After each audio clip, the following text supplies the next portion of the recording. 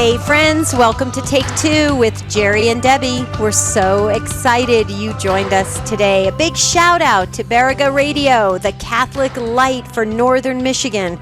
We're airing today on your wonderful network, and we're so excited. I want to hear from Baraga Radio listeners today. When I give the number, have somebody call in from the Northern Michigan area. I want to speak with you. See, I keep saying I, not we, because I had to switch that. Jerry Usher is traveling today, so he may surprise us and call in from the airport, but his flight was pretty much the exact time of this show. So we're going to miss him today. Safe traveling, Jerry.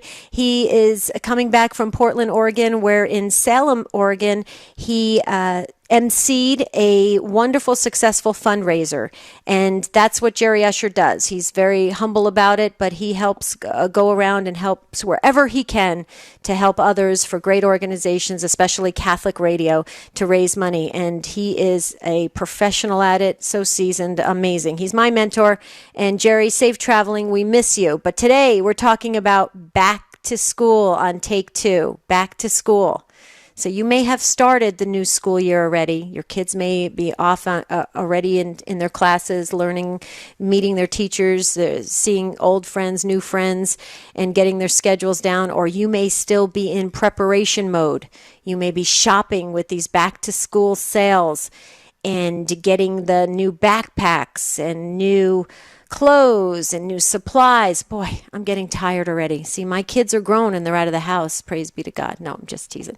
Anyway, it's a tough thing. There's a lot of hustle and bustle, and we can kind of lose sight of how exciting a new school year, what it does for our children, and what it does for ourselves and our families. And this topic actually came to us via email of one of our Take Two listeners that said, why aren't you doing a back to school show to really help us stay focused and to maybe make every moment count and to weave in our spiritual life and maybe get some spiritual tools out of it, a little bit of formation, growth happening for a new school year. So that's what we're doing today. That's what I'm doing today. So I don't want to be alone. You don't want to hear me talk about all my back to school stories. So you drive the show. Okay, you ready? Baraga Radio listeners, here's the number. 1-800-585-9396. That's the number to get on Take Two. Now, here's the great news. You are going to meet up with a wonderful gentleman. His name is Matt Gabinski. He's going to answer the phone, and he's going to say, hi, EWTN, welcome to Take Two, something like that. And after he talks to you for a little bit, he's going to put you on hold. You're going to get to listen to the conversation live, so you're not going to miss a thing. And hopefully then when we light up your phone line, you get to jump in on the conversation and impart your wisdom, your experience.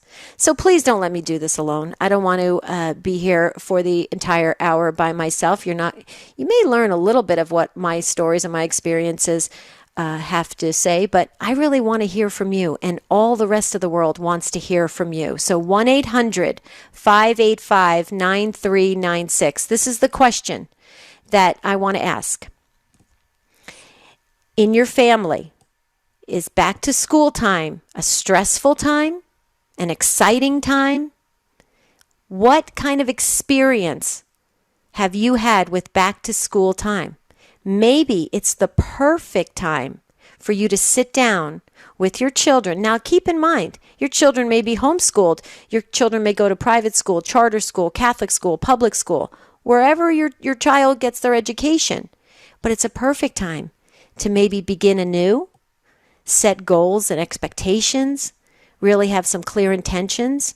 Maybe it's a great time for some catechetical lessons in there about maybe bullying in schools, or having really empowering the kids to be acutely aware of their surroundings so that they can be Christ to others. How about also to receive Christ from others? This is an interesting topic. There's always a way we can weave in our spiritual life on Take Two, and actually you managed to do it, dear listeners. So please don't hesitate. If the Spirit is prompting you, impart your wisdom, your experience about back to school time and what we can do to be better Christians. 1-800-585-9396. That's the number to dial. 1-800-585-9396. Other thing I wanted just to share real quickly, I just shared at the beginning of the show that Jerry is traveling. Please say a prayer for him that he's safe travels. We need him back and behind the mic again for tomorrow's show, and that's going to be exciting. So don't forget to keep him and all the Take Two listeners in your prayers. We'll be right back.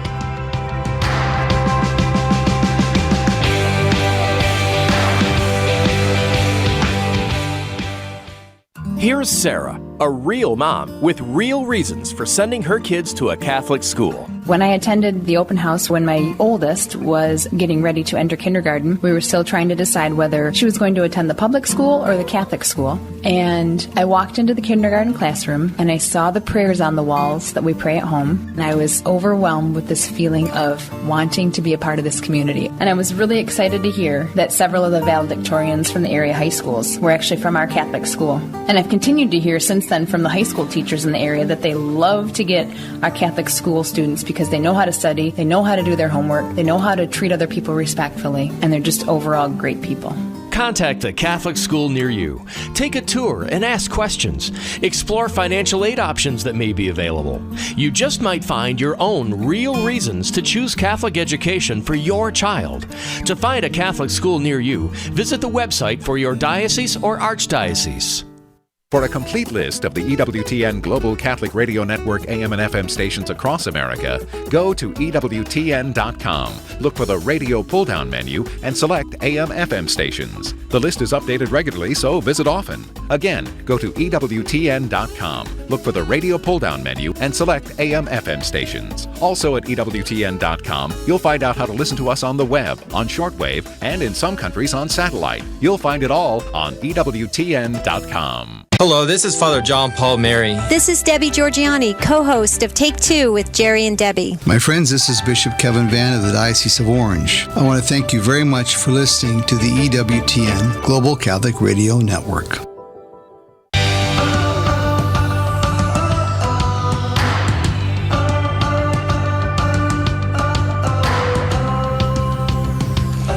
So glad you joined us on Take Two with Jerry and Debbie. Jerry's traveling today. He'll be back tomorrow. Praise God. And so you have me and you and the rest of the world to discuss back to school. This is, now keep in mind, this is where on Take Two, we take a fresh look at ourselves and the world around us. We all, if we have families and kids, we're going through these seasons where we have back to school time. And what does that mean in our families?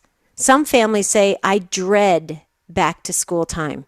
I'm racing through the stores last minute after work at 8 o'clock at night, running to those stores that stay open late, trying to get school supplies. My kids aren't happy. They want new clothes. I can't afford new clothes. Does that sound familiar to you? Well, that's what happened in my household. But here's how it works. You need to call in. Here come the calls. That's a good sign. I don't want to be alone in this conversation because it wouldn't be much of a conversation. 1-800-585-9396. Share with the world about back to school time, how we can make it meaningful, how we can be mindful in everything we do during the preparation time. Keep in mind, dear listeners, the church year, the church liturgical year, we have times of preparation. Advent, Lent, preparation times. There's preparation times in all of our lives to prepare when we find out that we're going to have a child. We are preparing for that birth. And it's an important time. It's a time where we can really make great strides in our spiritual life.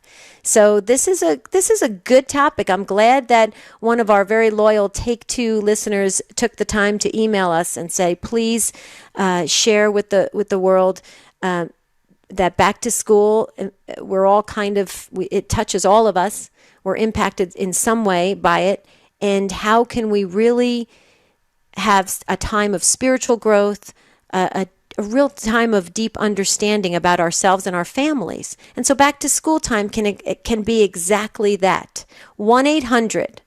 585-9396. Okay, calls are coming in nicely, and Matt's doing a great job answering the calls. So before we get to that, I just wanted to share, I'm going to share a personal story only because my husband, Marty, doesn't like to he's very reserved, if you will. He's a man of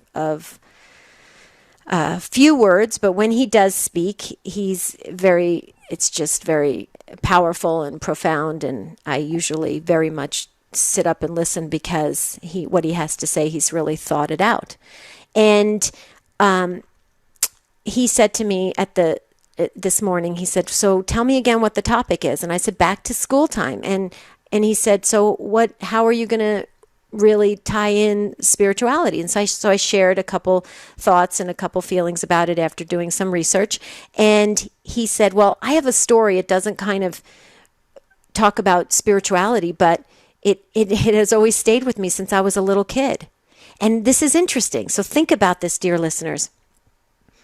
When he was a little boy, like 9, 10 years old, his brother was only, I think, a year or two older than him. And his dad, they didn't have a lot of money, and his dad didn't have a lot of money to constantly get the kids haircuts every so many weeks and stuff like that. So before school, his dad would literally buzz cut both the boys, Marty and his brother. So they would show up at school every school year, completely buzz cut all the way down to the scalp. And it was quite humiliating for my husband. He understood that his family didn't have the kind of money to maybe time it perfectly, so the hair had so much regrowth, so it looked pretty cool, if you will. And it stayed with him. But here's the thing. This is very important, because for our spiritual growth to really be enhanced, we have to be free of a lot of things that are stumbling blocks. Now, was that sense of humiliation for my husband a stumbling block for his spiritual growth? I don't know. I mean, see, it's an interesting concept. So you really want to think about it, because you can always we should always weave in God into everything, because that's what we were created. We were created by God and created for God and created to get back to God.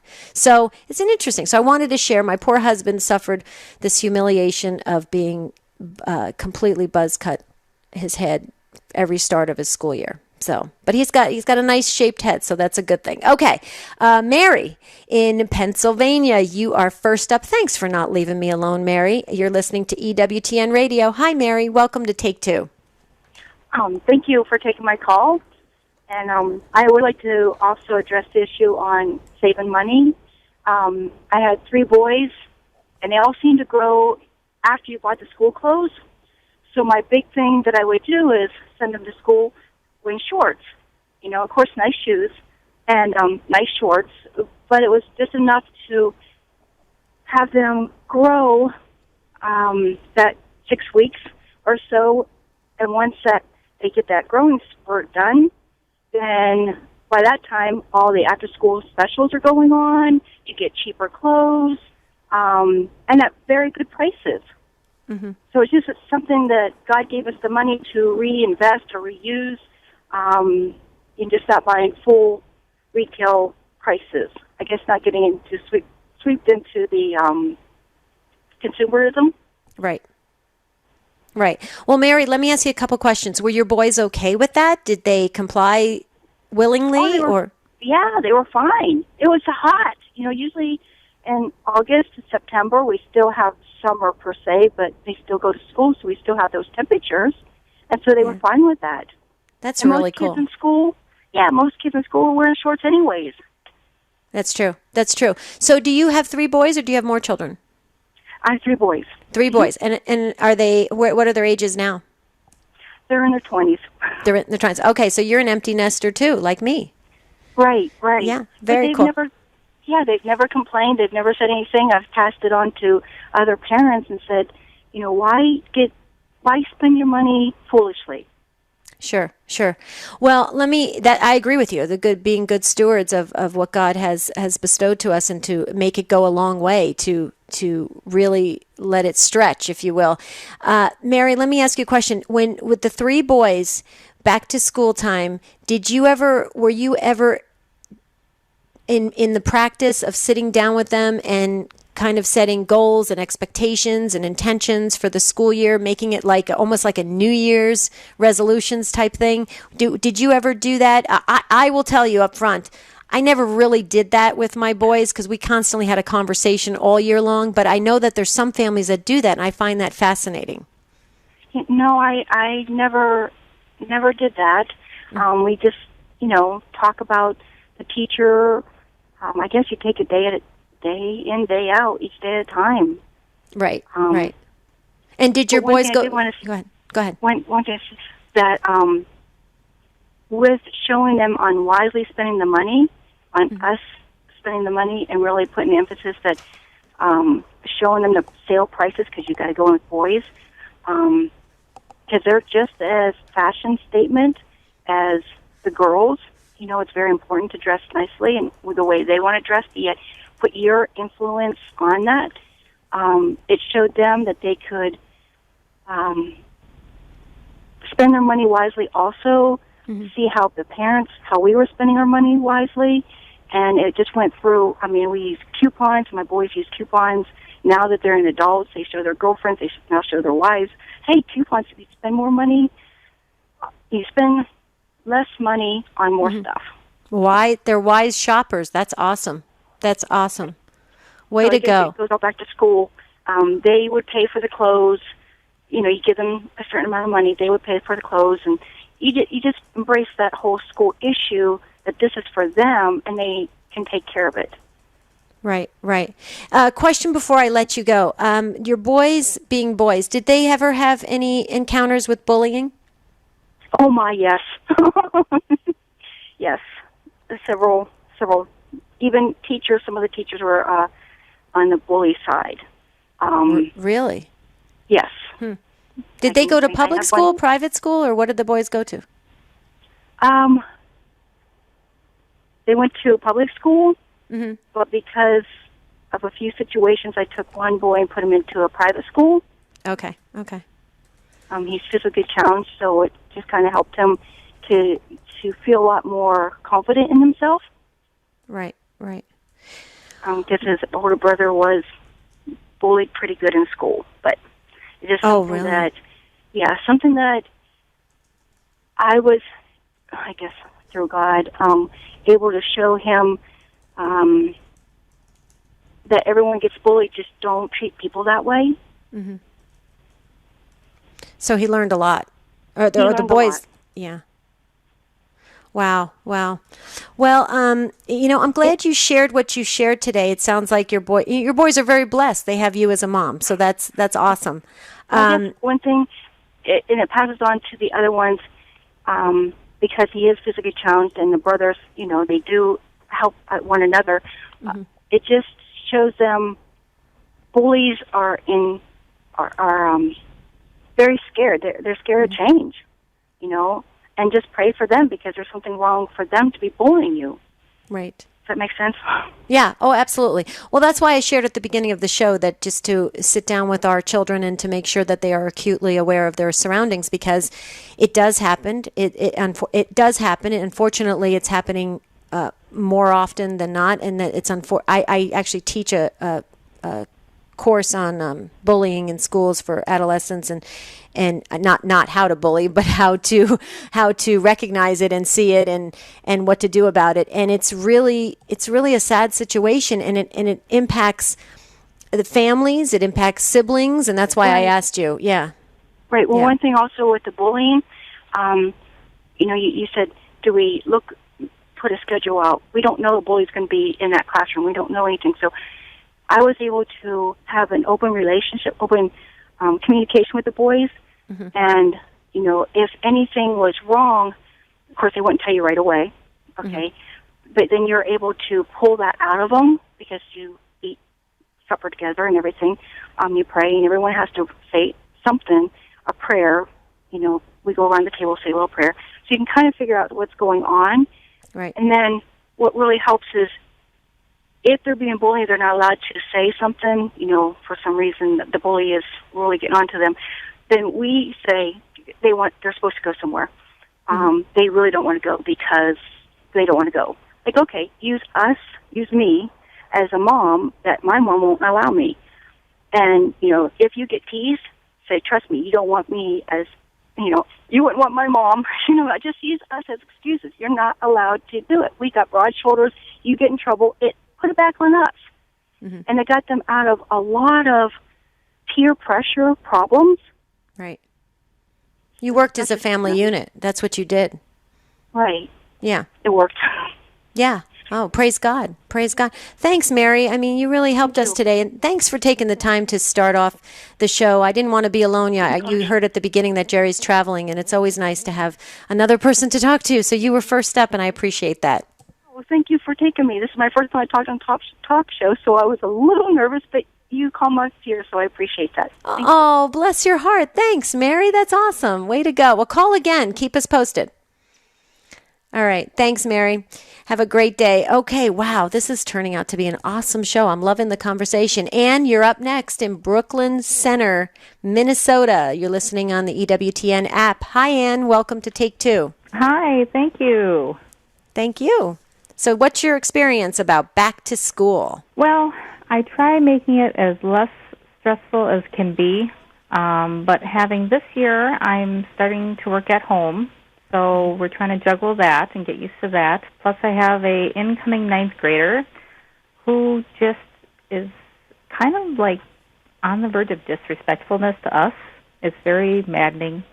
Can blow up at any time for any little reason. And then the 6-year-old is hearing that and doing the same thing. Mm-hmm.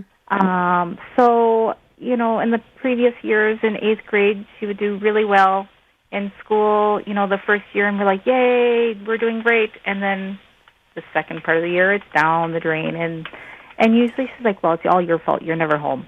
And I'm like, okay, well, you can't use that this time. Right. So, I mean, it's very maddening. We used to have her in private school up till 4th grade, where she was being bullied. And the principal wouldn't do anything. So we said, well, we're leaving. So, she had just a set amount of girls to be in a group with. And if you weren't in that group, boy, you were really teased and bullied. And unfortunately, nothing was done about it. So now she's in public school. She has a couple good friends, but, it's hard, know. Sure. Okay, a couple questions. Is the younger one a girl as well? Yep, I have 2 girls. Yep. Okay, 2 girls. And so obviously, your 9th graders and is those entering into those, she's changing, she's growing, those emotional years, and so. Oh yes. Right. But the interesting thing, though, if you heard when you were waiting on to get on the show, I was sharing that I teach a class about the effects of bullying. That's what I should have said. I said I teach a class on bullying. I shouldn't have said that. Effects of bullying. And unfortunately, when your daughter had experienced what she had experienced at a younger age, that still stays with her. Oh yeah. And yeah, I can tell that right away. She holds that. She does. Yeah. Yeah. Yeah, so that's going to play into the stress level for you, because not only is she kind of up and down with her emotions, but now she's got some of these things that she's carrying from her experiences in her past. And and she's a freshman. Is she a freshman did you say she's a 9th grader, so she's a freshman? Yep, that's correct. Wow. Okay. Well, yeah. I mean, the best thing, it's so hard. That's why I love the Dr. Ray show. The doctor is in. I love that because he talks so frankly about raising kids and the teenage years and everything. It's hard to talk to another parent when they're just entering into those teenage years, and I'm on the other side of it, and that's why at the beginning of the show I said my kids are grown, praise be to God, because it is tough, those teenage years, and there's no doubt about it. It's tough, but Ann, you sound like an amazing mom. Ann, just stay on, and you'll hear that music. We've got to take this break. We must. We have no choice. So let's take the break. Ann, stay with me just for a second. I want one more comment about your teenage daughter. We'll be right back on Take Two.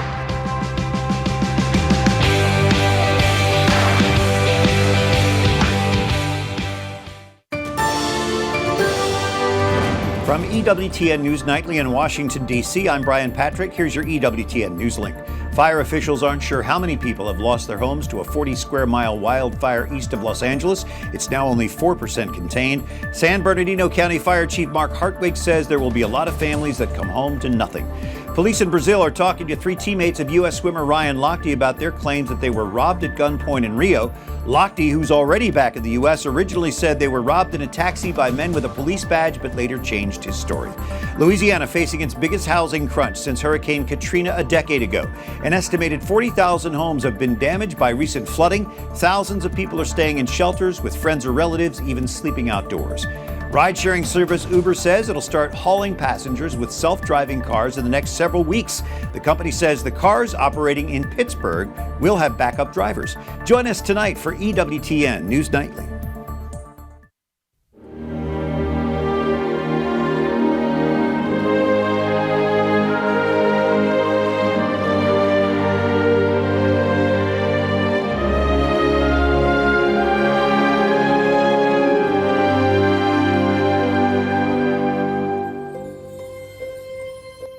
I'm Raymond Arroyo with Mother Angelica, A Remarkable Life. In the year 1944, following her call to religious life, Rita Rizzo, Mother Angelica, was uncertain where she should live out that call. She was accepted to an active community in Buffalo, but her spiritual advisor, Monsignor Habig, suggested that she had a contemplative vocation. So he sent her here to St. Paul's Shrine in Cleveland. She would enter the enclosure doors behind me in 1944 and begin her contemplative vocation.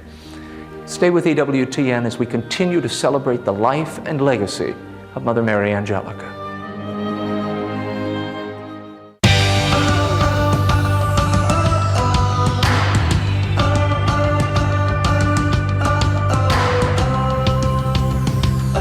What a show today on Take Two with Jerry and Debbie on the EWTN Global Catholic Radio Network. And Mr. Jerry Usher is missing it because he's traveling.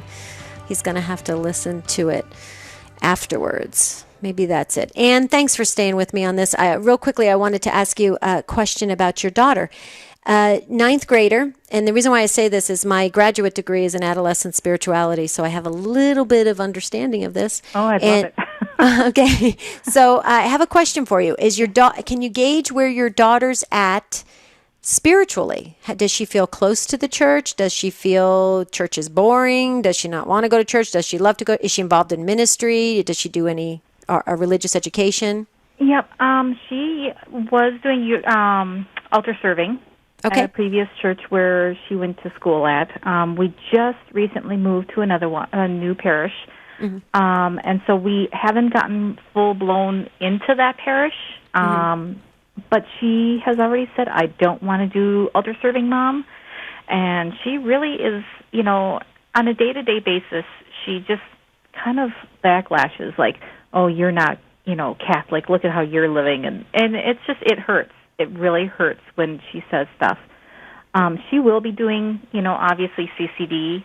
Mm-hmm. But of course that doesn't start until school, so it's one extreme to another. Sure. It's very sad because we do go to church and we send her to the Catholic youth camp and different things like that we think will help her grow spiritually, but it kind of, I don't know if it backfires on us, but it's a very hard stage right now. Sure, absolutely. Well, here's the great news. Typically with daughters, when they go through that stage, they come back around and then they're super close to their parents again. So that's the great news with daughters. I hope so. Absolutely. Really do. Absolutely. I'm a living example of that. I'm the closest to my mom, and I was not a difficult teen, but I had that sarcasm. I had that biting remarks and stuff. I mean, I did. I mean, it was when I can remember it. Believe it or not, Ann, when you're going through those changes as a teenager, you're not remembering. It's kind of like you're in a time warp. But anyway, here's something I just wanted to share. If you just move to a new parish and hopefully seek out, if you can, a very vibrant youth group. I heard that it is a very vibrant. So I'm just hoping, soon she'll engulf herself into that and become friends with people and, happy again. Perfect. Okay, so here's the thing I just wanted to encourage you. please don't let her talk you out of not having her do it this year. Sometimes ninth graders, because they're starting high school, they'll say, "Mom, let me just wait till I'm a junior or a senior. I'll wait. Let me just get situated in high school or whatever." It's important for them to get started in ninth grade with the youth group. Oh, because, yeah, okay, good. So the kids that start together, they bond, they have a really great active ministry life, and then they maybe go on to be a core member, and it really does help. And that does give her another safe place and another place of accountability where in youth groups, believe me, if she's got a good youth minister, they'll challenge the teens on their behavior, their outlook, their sarcasm, their this, their that. They'll challenge the teens, and it's good. It's good when an outsider does it. Yeah. So anyway, you sound like a great mom. I'm so glad you called in. I didn't want to have this topic all by myself. So I'm so happy. So thank you for that. Thank you. You have a good day. Okay, you too, Ann. God bless you. Yep. Thanks. Wow, great call. Thank you, Ann, so very, very much. If you want to jump in, there's still time. There's an open phone line, there is just one open phone line, 1-800-585-9396. You have a lot to say on back to school. Is it stressful? Are you excited?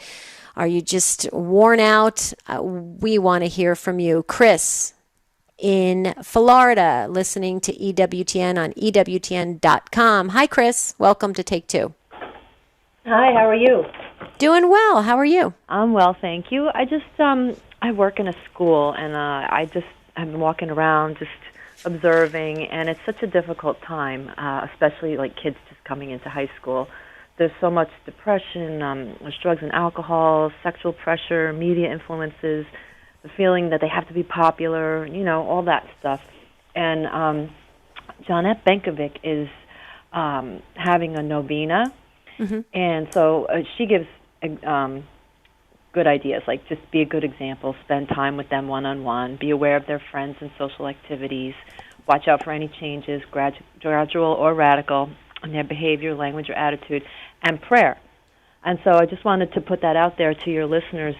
If you go on the Women of Grace website, you can sign up for the novena and put your own children in there, and then pray for everyone's children, including your own, because there's power in that. And these kids face a lot nowadays, and families are under a lot of stress. So I think prayer not only definitely helps, as we all know, and it's powerful, but it also helps us psychologically as well, because it's a lot to do, a lot for parents nowadays, too. I couldn't agree more. I'm glad you shared that. We believe in the power of prayer here on Take Two, so thank you for sharing that. Chris, let me ask you, when you said you work in the school, you observe all of this. Yes. How does that affect you? Because to watch this with our youth, I know from being in youth ministry for many, many years, it was painful to watch. How are you doing with it? It is, but, like last year, I had a couple of students that I was so worried about all the, and we talked and worked, and the one kid comes back to see me every day, and he's doing so well. So, for you look at those bright spots, and because it's just so rewarding, and there's always hope. I always try to inspire that with the kids. There's always hope. So right. Even though there's a lot of darkness around, there's always the upside, and there's always God. Oh yeah, absolutely. So Chrissy, you've got a world platform right now. You work in the schools. Can you give one really vital, but in addition to the prayer, which we know the novena, absolutely powerful, but can you give some life skill tip for all of us as parents? Is there something we should be watching, something we should be doing to maybe stop some of this sadness and depression and despair? I think listening and being aware, not being too pushy, and being supportive and positive.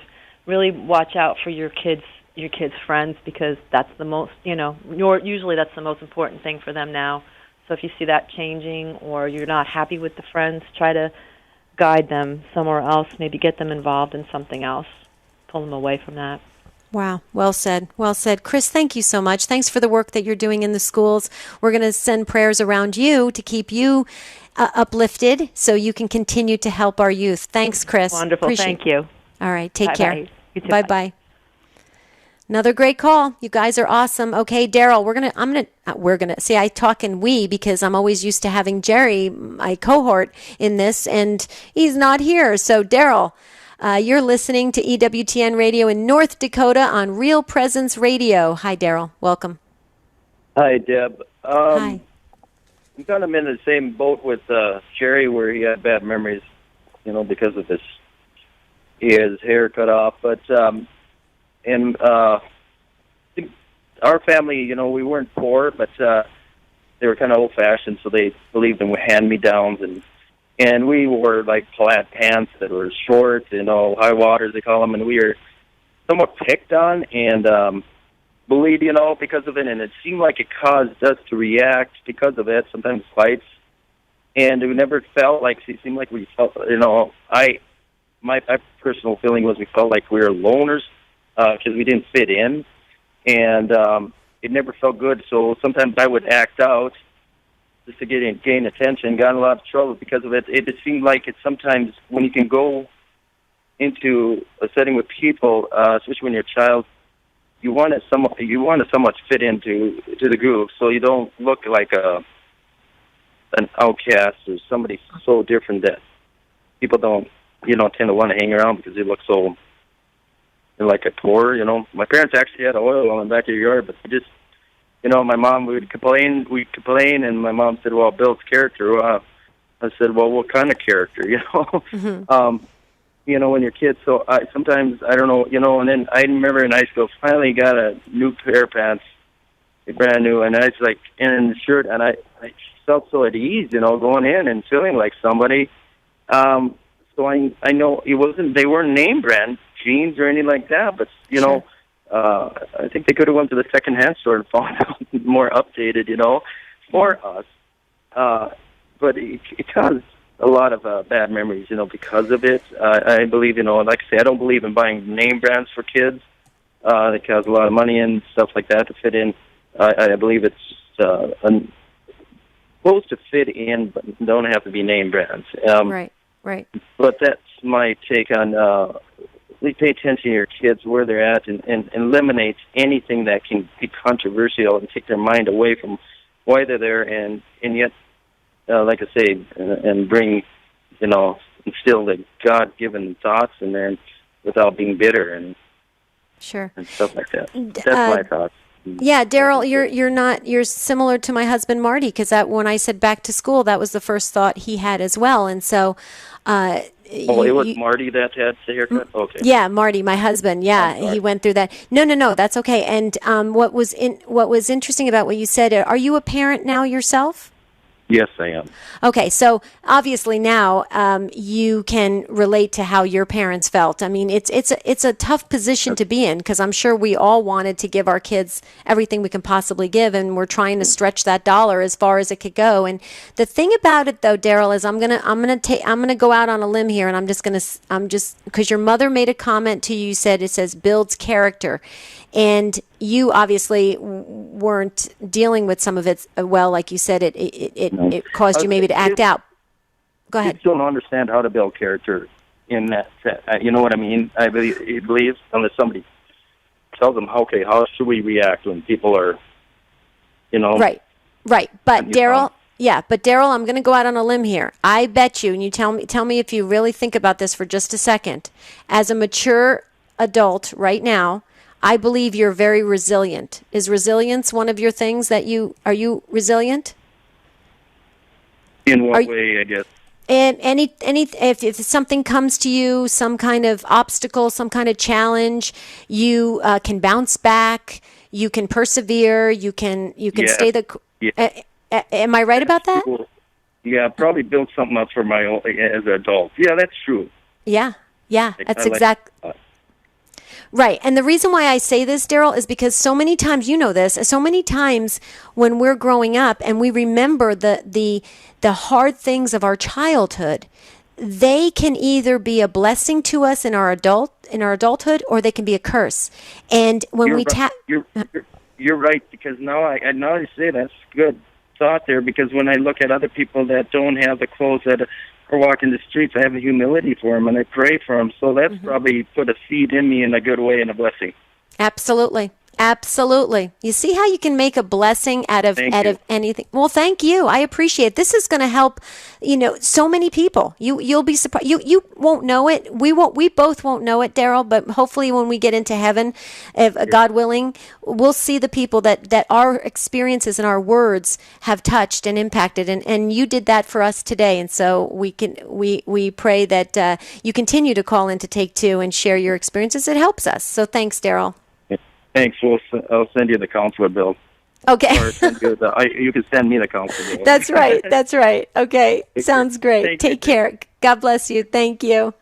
Oh, great call. Boy, we're having a great show today. We're going to have to pick it up a little bit if I'm going to try to get to everybody here. Evelyn, you're up next in Alabama, listening to EWTN Radio on Archangel Radio. Hi, Evelyn. Welcome. Hi. How are you today? Doing well. How are you?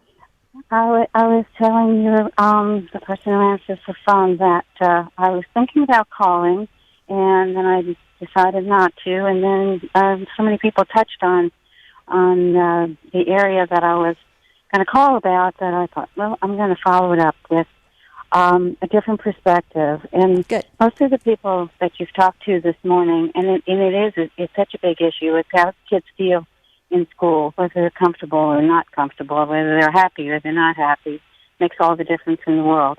And everything has been from the perspective of people who have had experiences where they've been teased or bullied or whatever. And I wanted to speak to, because I know your listeners are people of faith and good heart. They may have children, they may be the parents, and they probably are the parents of kids who are well-adjusted and happy in school and have lots of friends and lots of things that they do. And these are the people that I want to address. They need to speak to their children about the kids that we're talking about earlier, about the kids who are being bullied, the kids who are being excluded. If these parents on the first day of school, the first week of school, and continue through the year to say, is there anybody in your class that, looks a little sad or is left out or is teased by other people? I know you don't tease them, but you don't have to tease. You just have to leave them out for them to feel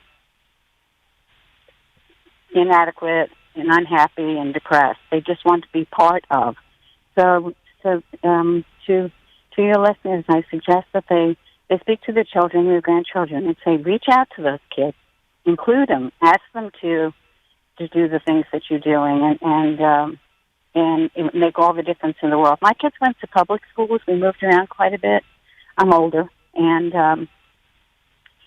they had good experiences. They were well adjusted. They made friends easily because we moved a lot, and they had to.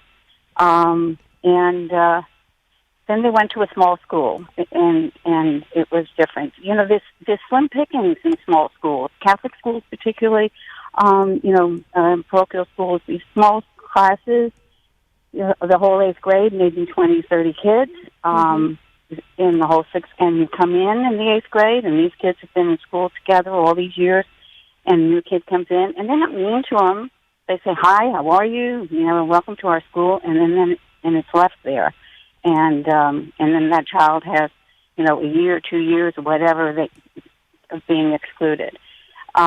Just to tell them to welcome the new kids, welcome them, and ask them to do the things that they're doing after school, and make all the difference in the world.